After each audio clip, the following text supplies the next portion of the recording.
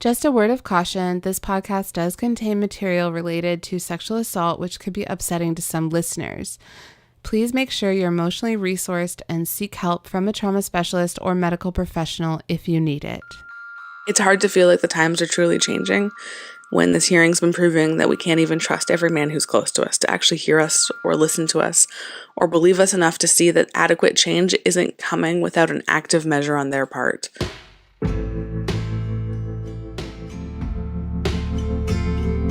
Tell it to me straight, don't leave out a word, don't leave out anything you think I should have heard. Hi, and welcome to Slut or Nut, the podcast. I'm Kelly Shoker, and I'm the director of Slut or Nut, The Diary of a Rape Trial, which is a feature-length documentary film exploring what it is like to report rape and following activist Mandi Gray as she fights to change how victims of sexual assault are treated by the criminal justice system. You can also find the show notes related to this episode on our site and more episodes of Slut or Nut the podcast on Apple Podcasts, Spotify, Stitcher, and on our website at www.slutornut.ca. And if you'd like to share your own story of sexual assault, gender-based violence, or your expertise on the legal system or trauma related to sexual assault, and you'd like to be a guest on our podcast, please email us at slutornutthemovie@gmail.com. For this episode, which is the third part of our three-part mini-series on Brett Kavanaugh, I decided to see what things look like from the Great North, looking down on the United States. I talked to several Canadian women about their impressions of the Kavanaugh Senate confirmation hearing and subsequent appointment to the Supreme Court, about the Me Too movement, and about Dr. Ford's testimony of sexual assault. Over the next 30 minutes, we'll hear from 5 different women on how they felt watching the Kavanaugh hearing. The first woman we'll hear from is Coral. She's 27 years old, lives in Toronto, and works as a makeup artist and cosmetic manager. What the Kavanaugh hearing has brought to light for me is a sense of profound disappointment in some of the men in my life that I thought I knew. The men who have made this about themselves, the men who have taken it upon themselves to be the crusaders against women who have something to say. The men that have laid out their previously dormant misogynistic views for the whole world to see, and it feels like nobody even cares. I've had several conversations just this week where men have turned women coming forward into a lesson about how juvenile women are being by not reporting their rape or assault right away. As though immediately after being raped, you just want to go to the police just for them to not believe you. Or turned into a debate about whether the roughly 2% of men who are falsely accused are more important than the hundreds of thousands of women who have experienced a rape or trauma that they live with daily that never sees justice because a man's word is more valuable than a woman's. It's brought up the perpetual fear that women live with daily that we suppress into these normalized behaviors like walking with our keys in our hand when we're walking through a parking garage because God forbid you're assaulted and then asked, what more could you have done to protect yourself? You should have known better.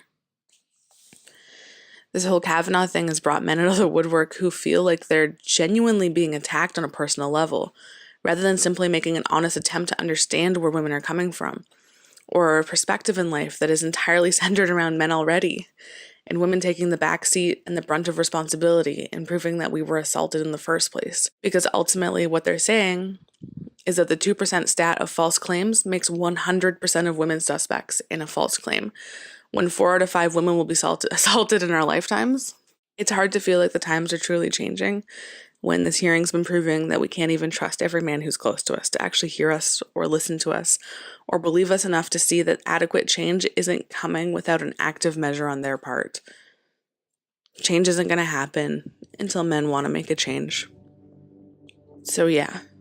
The Kavanaugh hearing has made me feel profoundly disappointed and frustrated. Next, I spoke with Anais. Okay, my name is Anais. I'm part of a group that does court support, a court watch group as well, where we actually study what really unfolds in a courtroom as opposed to what's supposed to unfold. So I sat in on a number of sexual assault trials, and we would take notes on the conduct of the judge and the lawyers. We had a rape myth bingo. It was a literal bingo sheet that we would check off every time a rape myth came up that we thought was relevant, and it was actually funded by the government. And I also watched Kavanaugh's testimony. Actually, I was at a waiting room in a hospital, of all places. Everybody in the waiting room seemed transfixed. I watched part of her testimony, but found that I couldn't watch it in its entirety in one sitting because it was quite upsetting. I found her testimony believable, to be quite truthful, and I found it to be quite different, actually, from a criminal trial, in that Justice Kavanaugh was able to go quite off topic. He was able to avoid questions. He was able to give answers that should have been either a yes or no, that completely deflected from what he was being asked.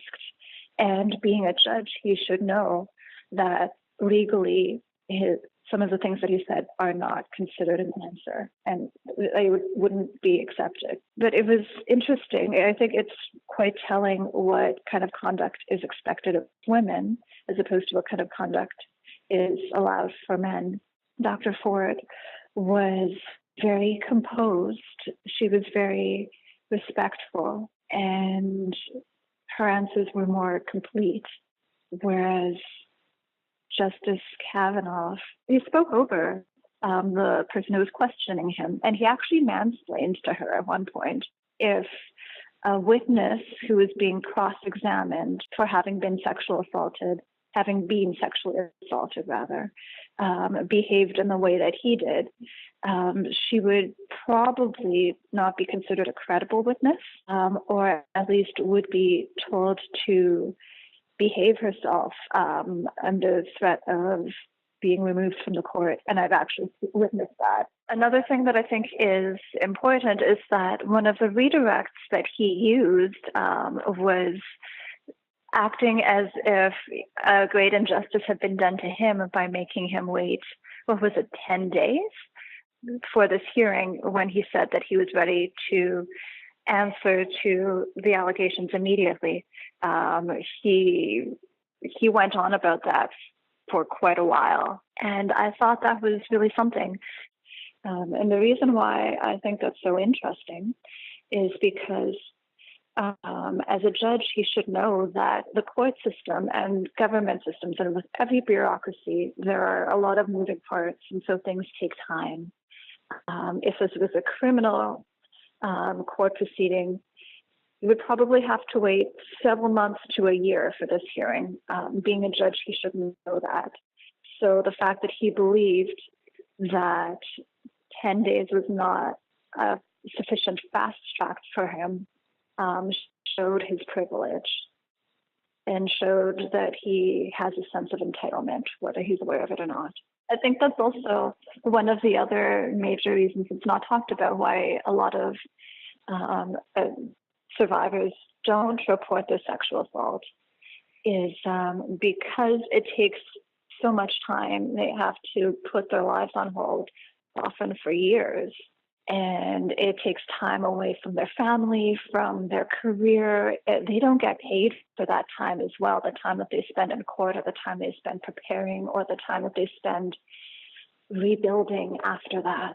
I also read a story in the news actually today saying that Dr. Ford's family has had to leave their home, which is not surprising. To have all these other senators and other people in the legal system come forward in support of Justice Kavanaugh, even after while he's having this toddler-style meltdown at what's essentially a callback for a job, is telling of the lack of support survivors get. I asked Anais what she thought it would be like for Kavanaugh on the Supreme Court. Her answer was simple. I think he'll be amongst friends. Let's leave it at that. It does seem Kavanaugh will be amongst friends, as all the justices came for his confirmation. While the current justices can't speak about Kavanaugh, retired Supreme Court Justice John Paul Stevens, a longtime Republican, did speak out about the Kavanaugh hearing. He said Kavanaugh's performance at confirmation hearings should disqualify him. The senators should pay attention to this. I do wonder, though, privately, what the rest of the Supreme Court thinks about his behavior during the hearing. I suppose we'll never know, and everyone will do their best efforts to remain impartial and not to appear partisan. The next woman I spoke to, Cherlene Chung, is going through her own trial process. After her sexual assault, she filed a human rights complaint, and it's being heard by the Human Rights Tribunal, or the HTRO. I'm Cherlene. I'm actually studying at the University of Windsor in their Juris Doctorate and Master's in Social Work program. So I actually am going through the HRTO process in and of itself as well, regarding my own sexual assault that happened 2 years ago with a student athlete. We were both on the varsity team for rowing at UOIT, and I think as also a survivor as well, it's been very difficult to see this on the news constantly. So, it's all over Facebook, it's on Twitter, Instagram, wherever you look, it's been talked about in classes as well. So I think it's important to have space for survivors to also talk about, how this impacts them and on a daily basis. You can see so many parallels and you can see how it's impacting our legal system. And I don't know if you also saw on Twitter, one of Trump's administrators said that she was a sexual assault survivor, but that, it's up to women to take responsibility of their conduct. So you see how law and politics kind of come into play, and it's been pretty enlightening, especially being a JDMSW student, seeing how it's not just a legal issue and it's not just a social issue, but it's actually an intersection of, what's been going on today. Survivors are trying to seek justice in other avenues besides the criminal justice system, yet they're not going anywhere because there's so many institutional barriers. And there is no justice. I know Mandi eloquently put it one time, she's not winning the rape lottery too. There is no winning, and that's just the most frustrating part, is that where can survivors get justice, especially if we're stuck in this adversarial process where it's so combative for the victims who are coming forward and trying to take up space and trying to tell their story. It's pretty sad. Are you allowed to talk about your case? Yeah. I could definitely talk about it. Okay. Yeah, because I don't think a lot of people are familiar with the process that you're going through. And also maybe just give us a little bit of an overview of your personal situation and why it's even more relevant for you. Sure. So I graduated from UIT in 2016, and I was dating another teammate. We were both on the UIT rowing team.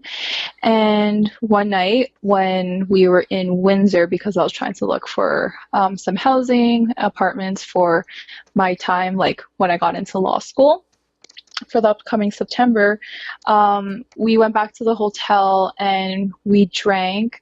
I remember feeling really sick. I was throwing up all over the washroom, and I went to bed. The next day, my underwear was soaked in blood. The mattress, the sheets, they were covered in blood.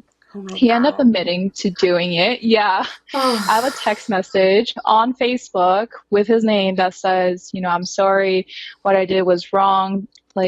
You were unconscious, there was no consent. So I have this, and I end up taking it to Windsor Police Services. I had a detective who was very combative. She didn't believe in my story, and it was really apparent that she didn't believe in it because I waited too long. She didn't believe me because we were in an intimate partner relationship. And she ended up making it unfounded on January 4th of 2018 this year. So it's been Oh my it's been about God. 10 months, since it's been unfounded. She doesn't call it unfounded. Detective Crosby is adamant that it's just a no charge because she doesn't believe that it was that there was no consent, even though I was unconscious and intoxicated. And there's a confession. Yep, there's a confession, and I actually brought it to UIT's attention under the campus security. So they did investigate him, and they end up ruling that there was no consent. So he was suspended from athletics for about a year, and he was just not allowed to enroll in class.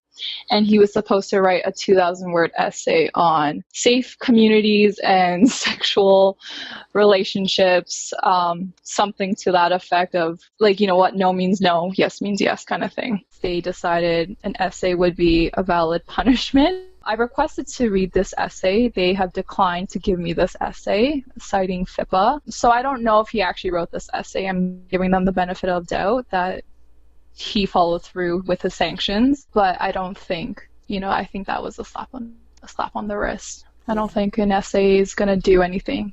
I actually wanted him to be actually suspended or expelled because he shouldn't have been able to continue in athletics as well as school while he was under investigation. They actually never had a sexual assault policy in place when I brought forward my complaint. I was fighting for it to have a policy and to have my complaint through that process as opposed to a student code of conduct, because sexual assault is not an academic issue. We took it to the Human Rights Tribunal. It's being appealed right now because, of course, UIT would love to waste people's time and continue to drag out this process longer. The mediation failed, even though they recognized that they didn't have a policy in place. Wow, just mind-blowing. Yeah. That at least it's really great though that you're kind of being open about it. You're taking it to a higher court. You're kind of not backing down, and I really appreciate that. And I think it's, an amazing example. And women like you and women like Dr. Ford are just, I think you guys are heroes for what you guys are, for what you ladies are doing. I shouldn't say for what you guys, but for what you ladies, are doing. Yeah. And I was thinking about it today. I was thinking about Slut or Nut, and this stereotype of, like, we named the film Slut or Nut because the most common way to try to discredit victims is by saying they're sluts or saying they're, like, mentally unstable, and so their character isn't good because they're crazy. And exactly. As I'm watching Dr. Ford, I'm like, the days of this are over, because now women are more educated than men. There's more women getting master's degrees than men. The chances of a highly educated woman coming forward with this, coming forward and reporting sexual assault has dramatically increased. And the ability for people to discredit women coming forward is rapidly shrinking. And you were just I was just thinking about that as you were talking as well, to be pursuing a JD in sociology at the same time that you're going through this. We see the Me Too movement in waves, right? We see there's like a big push, and then all of a sudden there's a few months or a few years, whatnot, and it goes silent. And then we get another surge of something really bad, really something pressing happening, and then all of a sudden after that it goes down again. So it's just like, is this another point where it goes back into a surge and then it brings back the backlash? But for me, the question is just like, why can't we keep this going, right? Like, why can't this movement continue to be an everyday conversation? Because I don't think it is in a way. I think on a media level it is, but on an everyday societal level, it's rarely talked about. It's only talked about when it comes up in that sense. So I'm hoping this is the final push where we make sexual assault survivors a space to be able to continue this movement and to not let the energy die. Well, I really appreciate you calling, and I look forward to. I hope you're successful with your human rights complaint. Thank you. And I look forward to talking to you in the future. Heading now to the capital of Canada, the next woman I spoke with is Kayla Spag, who lives and works in Ottawa. So my name is Kayla. I use she, they pronouns. I live in Ottawa in Canada. My day job is anti-human trafficking, but I kind of just fell into that on accident. And also part of the Feminist Twins, which is a grassroots initiative here in Ottawa, started by my twin and I to basically just have like more feministy, queer, anti-oppressive events and try to help other organizations do the same type of thing. So Feminist Twins on our website is www.feministtwins.com, and it's one word. And was there, obviously in your line of work, I would think you would have interest in following this hearing. Is there anything in particular that you want to talk about that really drew you to watching, or if you didn't watch, or if you've been reading, or just what your general thoughts are on the situation? Especially, I think it's interesting to look at what it looks like from Canada, from the outside looking in. I think that with Me Too happening, I want to say we're holding men more accountable, or we're trying to make them more accountable. And I don't even know if that's necessarily true. At least we're having those conversations on what accountability looks like and what we would recommend to these men. But I feel like there's just so many men getting away with it regardless, especially in the States, right? If you're a white, Christian, educated man, like you can get away with anything. Nothing bad really happens to the person, right? Like Roy Moore, he's kind of like a laughing joke, but it's not like, he didn't go to jail or through a trial or anything like that. And there's a lot of other politicians. Well, obviously in the States they have Trump, but they kind of turned this into a pawn because it's like, oh, the president likes him. So if the president likes him, he's probably not a good person because the president tends to like not good people. So yeah, it turned into kind of, I would say, a political pawn kind of thing. So then it's like, if you believe him, then you're a Republican. If you don't believe him, you're a Democrat. Even though it's like, it's ridiculous to, there's so much nuance into the story. I kind of feel like that's how it plays out in the States. And obviously when it translates over in Canada, I think we can look at it without putting those political blinders on. We can look at what it is and just say, like, this is the facts. Like, there are multiple women now that have come out and accused him of doing things, whether or not it's recent. These are like really awful and atrocious things that he vehemently denies. And then because it's the States and they like to turn things into kind of a shit show circus, they ask them, how long he's been a virgin and if he's ever been blackout drunk, which is like, it's kind of funny because these are the type of questions we see the media asking women, and it's just funny to see him being asked this. And I think a lot of people just think of this whole Me Too thing as like kind of like a meme or a joke, or we're just looking to start an angry mob. But it's from years and years of not being able to come together and to say this. Like in the past, it's been women secretly saying to other women, like, that guy is a creep, like, don't be alone with him or don't sleep over his place. And now with the internet, we have more of a platform to do that. And then we're just tired of like keeping it secret. And I think the conversation we're missing is that you don't just do these things when you're a young guy and you drink too much and you're in college. or high school or whatever, like these tendencies that are underlining are always going to be there unless you correct them and you hold yourself accountable. And if you're not that self-aware, you secretly want women to be submissive. You want to be the dominant person. You're always going to think you're slightly better. You're always going to think you deserve more.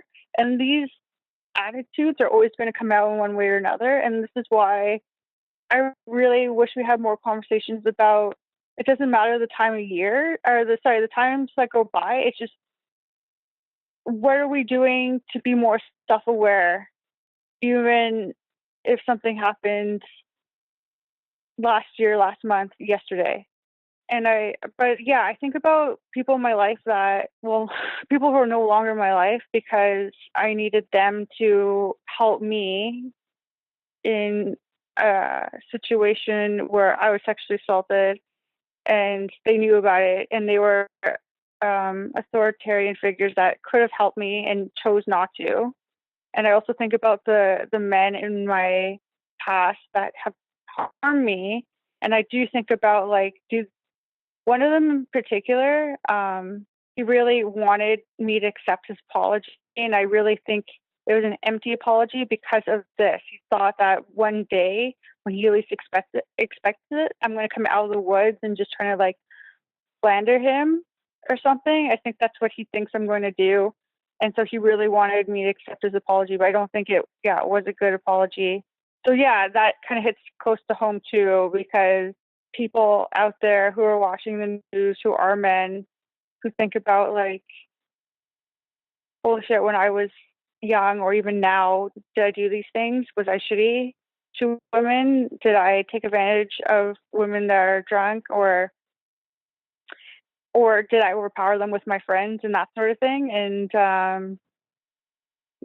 I'm hoping that when young people watch the news, they're having conversations with their family about this sort of thing, and it's not just trying to cover up. His wife's been very, very quiet, and that within itself has been really heartbreaking to watch. And I just hope some good is coming out of this, and more people, especially young people and their families, are having conversations about this.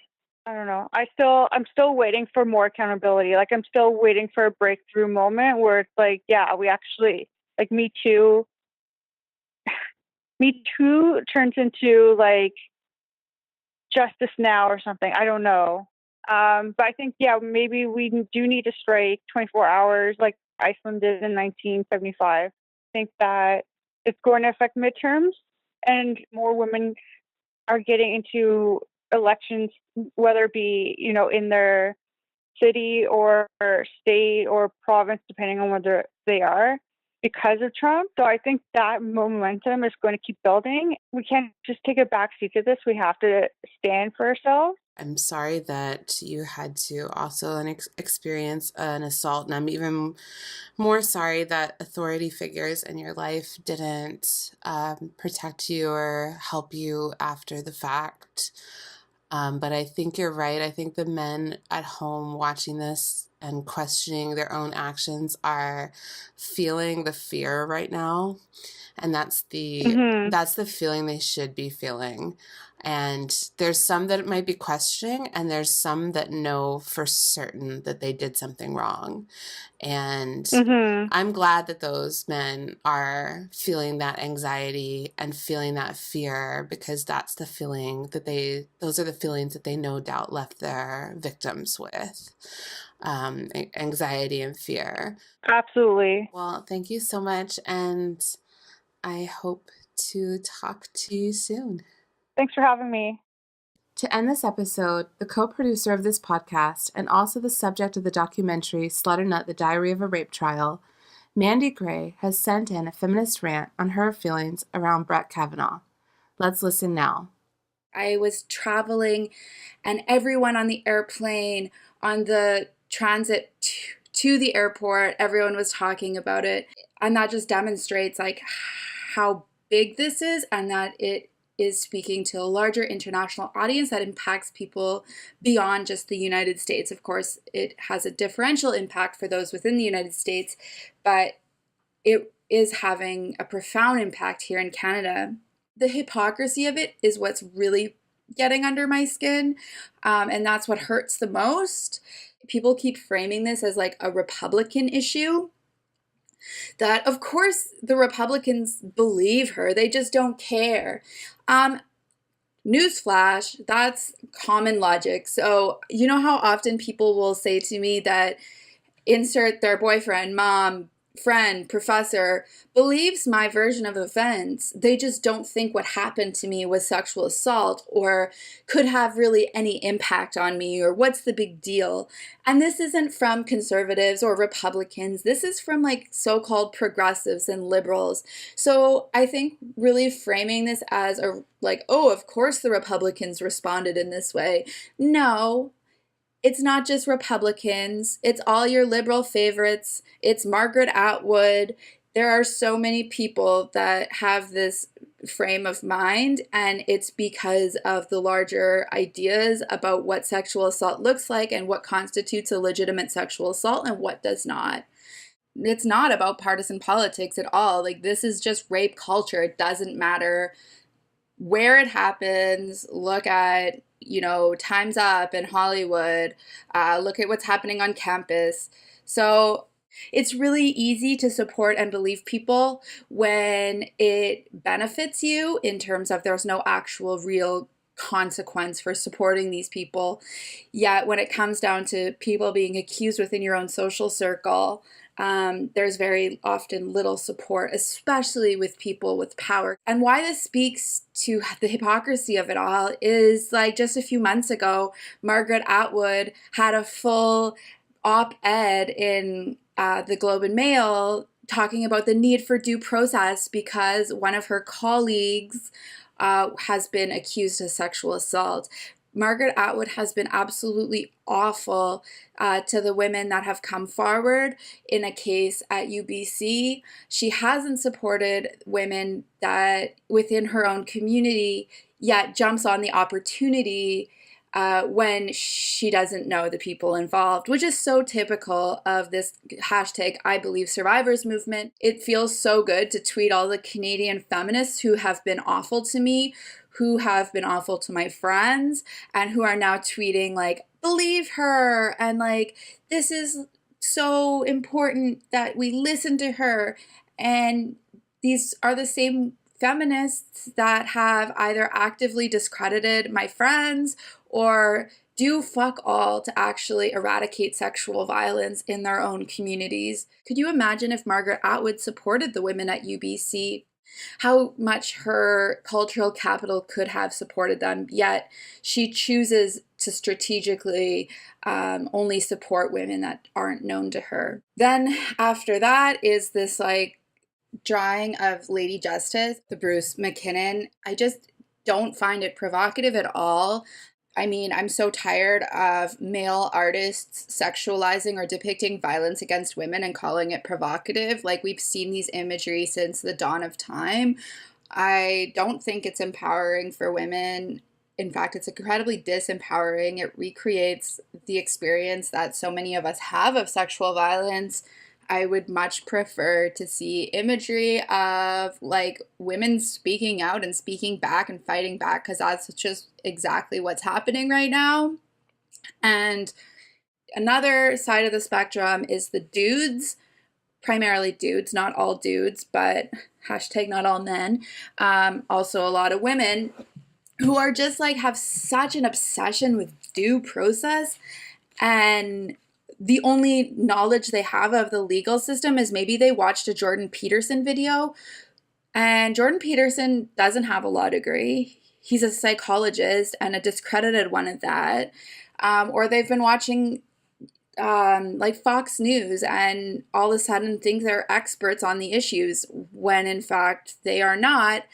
And it's like they want to quote unquote debate, but it's actually not a debate because there's like no reasoning with these people, and especially people that don't have any knowledge, A, of sexual violence, or B, of the legal system, and are continuously conflating criminal law with what is happening right now, which is not a criminal process. So this innocent until guilty is so irrelevant in these circumstances. And it just goes to show that people care more about men's reputations. And that is at the first and foremost concern for a lot of people, which is really scary. So many people are calling this like, oh, you know, timing, and it's like for political gain on her behalf. But I mean, she's a very well-respected psychologist. She really has nothing to gain from this. The only thing she is gaining is death threats, having to move from her home, putting her family at risk. I really find it a stretch to say that this is about politics. And I think that a lot of us who have experienced sexual violence are putting ourselves in her shoes and really thinking, like, if that was the person that raped me or tried to rape me, what would I do?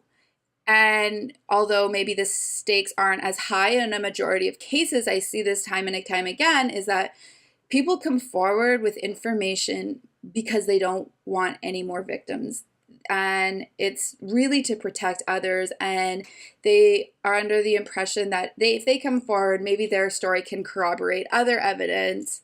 And then they end up becoming the face of what's happening and are the ones being discredited and threatened and experience so much lashback, when all they really wanted to do was come forward because they felt they had a duty to. And at the end of the day, and like, this is how I feel about my own case, is like, I get to say at the end of the day that I came forward, I spoke my truth, and if you don't like it, fuck you. Although there are significant consequences, I would not ever regret it. And I can't speak for Dr. Ford, but she gets to live her truth.